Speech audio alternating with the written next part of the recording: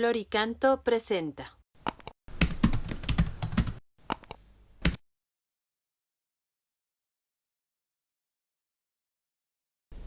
Número 470. ¿Qué prohíbe el quinto mandamiento? El quinto mandamiento prohíbe, como gravemente contrarios a la ley moral, el homicidio directo y voluntario y la cooperación al mismo. Segundo, el aborto directo, querido como fin o como medio, así como la cooperación al mismo, bajo pena de excomunión, porque el ser humano, desde el instante de su concepción, ha de ser respetado y protegido de modo absoluto en su integridad. Tercero, la eutanasia directa, que consiste en poner término con una acción o una omisión de lo necesario a la vida de las personas discapacitadas, gravemente enfermas o próximas a la muerte. Cuarto, el suicidio y la cooperación voluntaria al mismo, en cuanto es una ofensa grave al justo amor de Dios, de sí mismo y del prójimo. Por lo que se refiere a la responsabilidad, esta puede quedar agravada en razón del escándalo o atenuada por particulares trastornos psíquicos o graves temores. Por lo tanto, ¿de qué manera, cuáles son, digamos, 4 pecados graves contra este quinto mandamiento? Se desdibujan 4, digamos, 4 apartados, ¿no? El más amplio es que se llama homicidio, ¿no? Se entiende un homicidio pues, ejercido hacia una persona adulta, ¿no? Se distingue, por lo tanto, del aborto esa palabra homicidio, en este caso. Y también la cooperación, porque obviamente pues, aquel que contrata a un sicario, pues aunque él no haya sido el que haya matado a otra persona, obviamente él está siendo un homicida, ¿no? Y hay que tener también en cuenta que a veces estamos contribuyendo a la cultura de la muerte, cuando banalizamos, ¿no? Cuando banalizamos la violencia, y podemos hacernos cómplices de los pecados de homicidio. En segundo lugar, ¿no? El aborto directo, obviamente distinguido del aborto natural, hacia el cual la Iglesia incluso, como habéis visto aquí, impone una pena de excomunión, ¿sí? A las personas que han practicado un aborto o a la persona que mismo se somete a un aborto, a los que colaboran directamente en ello. ¿Por qué la Iglesia impone una pena de excomunión en este caso? Y, por ejemplo, pues no se está puesta la pena de excomunión en el caso de quien atenta contra o acaba con la vida de su padre, el parricidio, por ejemplo, el parricidio no tiene explícitamente puesta una pena de excomunión. A ver, la pena de excomunión no quiere decir que sea más grave el aborto que el parricidio, pues son igualmente graves los dos, ¿no?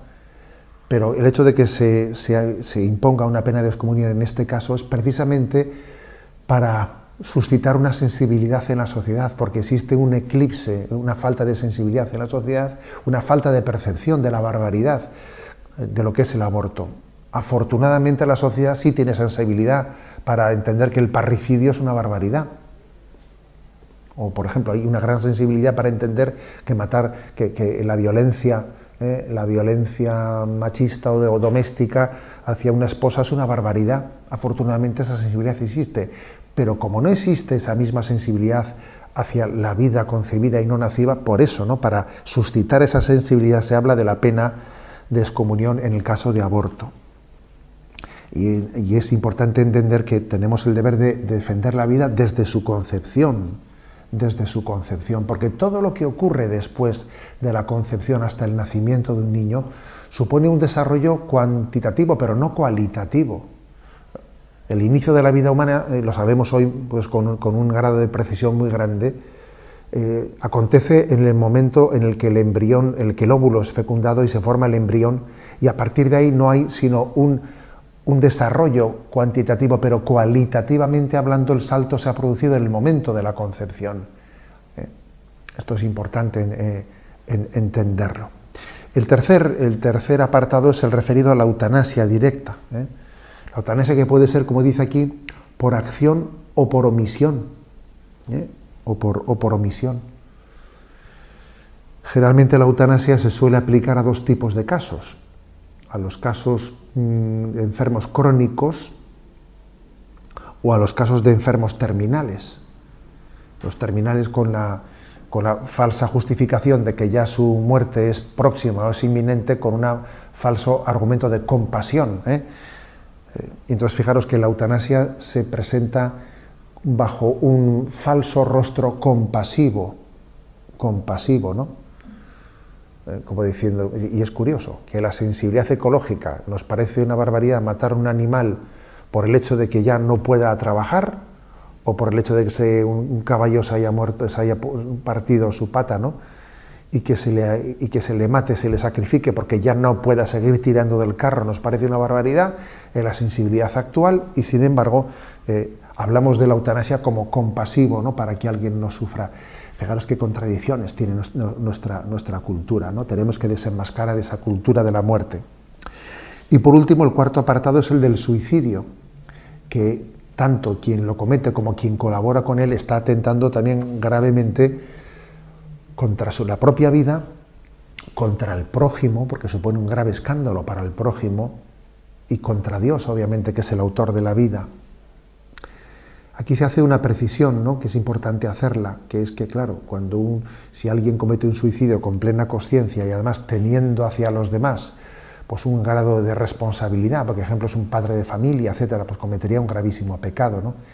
Pero es importante hacer la precisión de que quienes hemos conocido de cerca, los sacerdotes, ¿no?, y otras personas que hemos conocido de cerca muchísimos casos de suicidio, sabemos que la inmensa mayoría de ellos hay muchas, digamos, situaciones o circunstancias que están de alguna manera aminorando la responsabilidad en quien ha hecho tal barbaridad, ¿no?